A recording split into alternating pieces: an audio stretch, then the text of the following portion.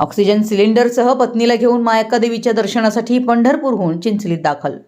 पतीच्या भक्तीनं भाविक भाऊक.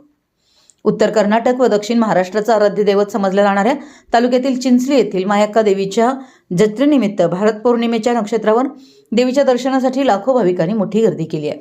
विविध भागातून आलेल्या भक्तांच्या उपस्थितीत भक्तिमय वातावरण निर्माण झालं होतं.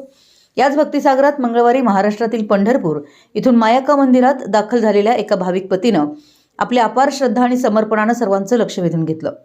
गंभीर आजारी असलेल्या पत्नीची मनोकामना पूर्ण करण्यासाठी डॉक्टरांचा सल्ला घेत ऑक्सिजन सिलेंडरसह प्रवास करत तो चिंचली इथं पोहोचलाय. संपूर्ण प्रवासादरम्यान पत्नीला सतत ऑक्सिजन देत सुरक्षितपणे दर्शन घडवण्याचा त्याचा प्रयत्न पाहून उपस्थित भाविक भारावून गेले.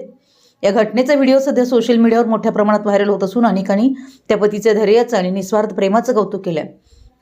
पत्नीच्या प्रकृतीची काळजी घेत देवीचे विधी पार पडताना दिसलेल्या भाविकाची भक्ती आणि जिद्द जत्रेतील प्रमुख चर्चेचा विषय ठरली आहे.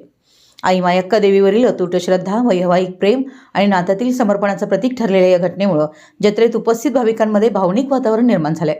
अनेकांनी या दाम्पत्यासाठी देवीकडे प्रार्थना करत त्यांच्या उत्तम आरोग्यासाठी शुभेच्छा दिल्यात.